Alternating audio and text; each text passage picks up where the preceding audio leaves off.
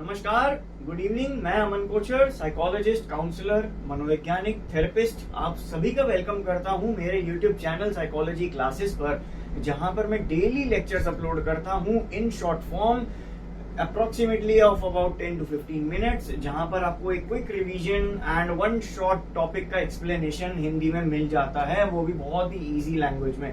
तो प्लीज इस वीडियो को पूरा देखने की कोशिश करें एंड एंड तक पूरे टॉपिक को इजी और अंडरस्टैंडेबल लैंग्वेज में समझने की कोशिश करें। आज का हमारा टॉपिक है इफेक्ट्स ऑफ स्ट्रेस, जो कि आपके board examination point of view से भी बहुत ज्यादा इंपॉर्टेंट टॉपिक है इस चैप्टर में, और जिसका क्वेश्चन आपकी एनसीईआरटी टेक्स्ट बुक्स में भी गिवन है। तो आइए समझते हैं कि क्या क्या इफेक्ट्स या असर हमें देखने को मिलते हैं स्ट्रेसफुल सिचुएशन में डील करने के लिए।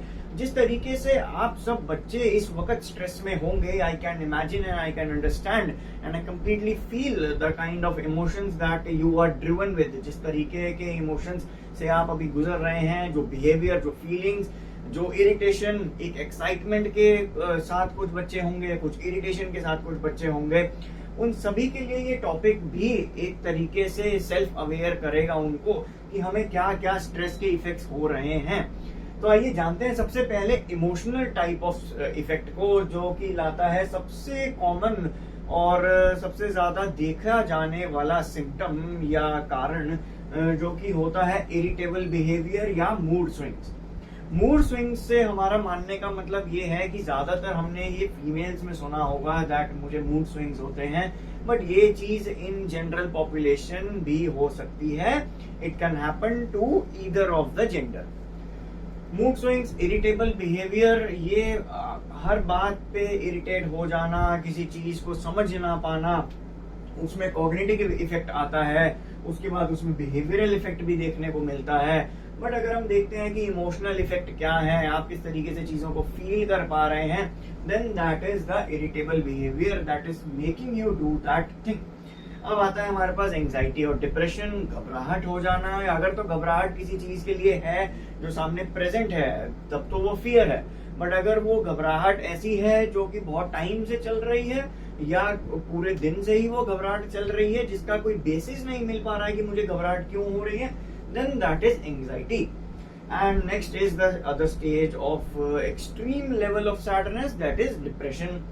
उसके बाद आता है लो सेल्फ एस्टीम। हमारी सेल्फ जो है वो इतनी ज्यादा कमजोर पड़ जाती है, इतनी वीक हो जाती है कि हम खुद के डिसीजंस ही नहीं ले पाते, जिसकी वजह से कॉग्निटिव इफेक्ट देखने को मिलता है, पुअर और low concentration level, decision making भी।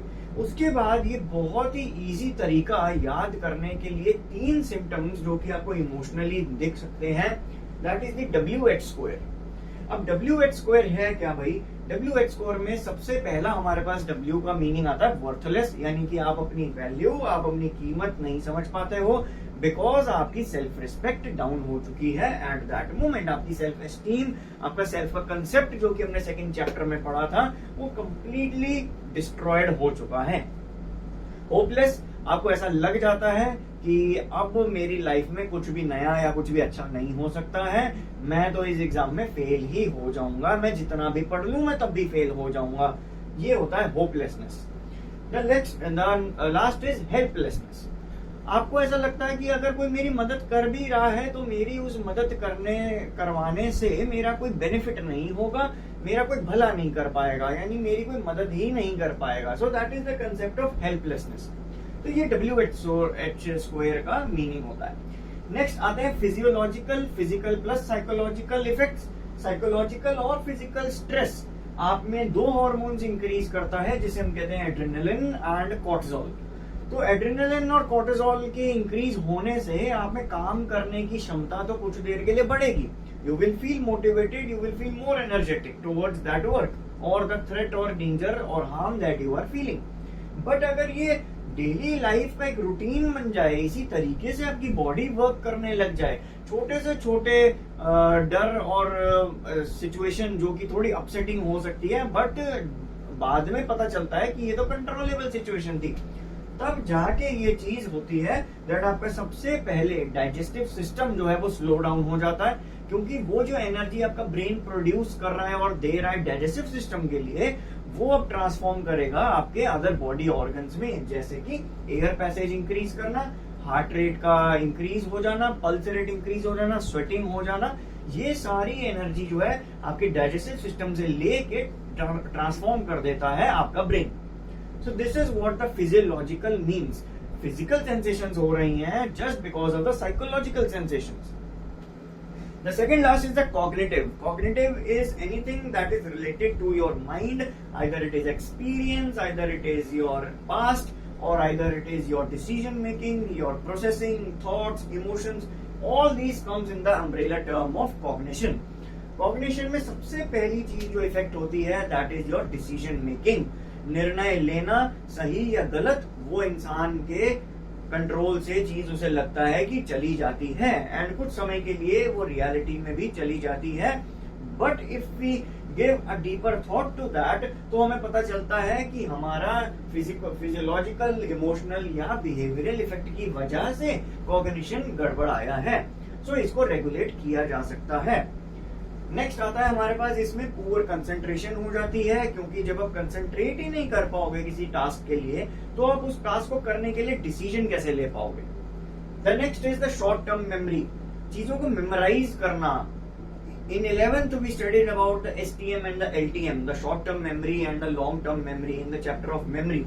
बट यहाँ पर ये रिड्यूस हो जाती है। शॉर्ट टर्म मेमोरी में आपके पास जो भी डेटा या इंफॉर्मेशन आपके इन्वायरमेंट से आपको मिली, वो कुछ समय के लिए तो रहती है शॉर्ट टर्म मेमोरी में, उसके बाद या तो वो इरेज होती है और it goes to the long term memory. But यहाँ पर शॉर्ट टर्म मेमोरी का स्टे ही बड़ा कम हो जाता है, जिस वजह से आप में कंसंट्रेशन नहीं बन पाता, फोकस नहीं बन पाता और आप डिसीजन नहीं ले पाते। Next is again most important, that is seen in the depressive patients and the anxious patients, is the thinking concept जो है वो foggy हो जाता है, blurry हो जाता है, थॉट्स क्लियर नहीं रहते हैं, रेसिंग ऑफ थॉट्स या जंपिंग ऑफ थॉट्स इसको साइकोलॉजी में, मनोविज्ञान में कहा जाता है। तो ये कंसेप्ट लोगों में बहुत नजर आता है, जिनमें कि कॉग्निशन का इफेक्ट या देखने को मिलता है स्ट्रेस की वजह से। Then last is the behavioural, आपके एक्शंस, आपका बर्ताव डिसाइड करेगा कि आप पे बिहेवियरल इफेक्ट आया है या नहीं, जिसमें सोमैटिक सिम्टम्स या फिजिकल सिम्टम्स बहुत ज्यादा देखने को मिलते हैं। The first is your eating habits, आपका खाना खाने का मन नहीं करेगा या आपका खाना खाने का बहुत ज्यादा मन करेगा।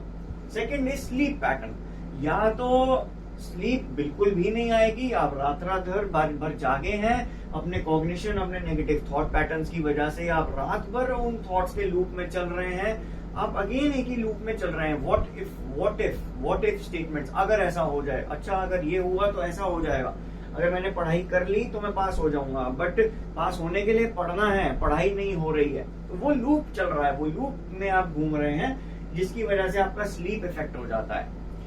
स्लीप या तो बहुत ज्यादा हो जाएगा या बहुत ही कम हो जाएगा। The next is again the most common in depressive and rehabilitation patients, that is the substance abuse, जहाँ पर एडिक्शन हो जाती है कुछ सब्सटेंसेस की। Most common is smoking and alcohol consumption, उसका एक नेक्स्ट लेवल हो जाता है ड्रग्स, जहाँ पर एक और टाइप का हमें सब्सटेंस मिलता है, that is caffeine, which is mostly present in T and coffee. लोगों को चाय और कॉफी पीना एक नॉर्मल हैबिट है जो कि हम पीते हैं, मैं भी पीता हूँ, सब पीते हैं, कुछ लोग चाय पसंद करते होंगे, कुछ लोग कॉफी पसंद करते होंगे, बट अगर वो एक लेवल से ज्यादा बढ़ने लगे तो उसको आपको देखना चाहिए, सेल्फ अवेयर होना चाहिए that this is affecting my body and ये कोई स्ट्रेस हो रहा है जिसका मुझे खास ध्यान रखना है। सो आज का टॉपिक था इफेक्ट्स ऑफ स्ट्रेस। मैं ऐसे ही शॉर्ट टर्म वीडियोस रोज शाम को 4 और 4:30 बजे के बीच अपलोड करता हूं, और आई होप कि आप मेरी इन वीडियोस को ज्यादा से ज्यादा देखें, और जो लोग देख रहे हैं वीडियोस को, मैं चाहूंगा कि आप ज्यादा से ज्यादा स्प्रेड करें इस वीडियो को, शेयर करें अपने दोस्तों के साथ, अपने बैचमेट्स के साथ, ताकि वो भी easy concept to the point examples समझ पाए, सिचुएशन समझ पाए with the help of a psychologist. So thank you so much once again, आप मेरी वीडियोस को इतना लाइक करते हैं, पसंद करते हैं। कल मिलते हैं एक नए टॉपिक के साथ। Till then, keep studying and keep learning.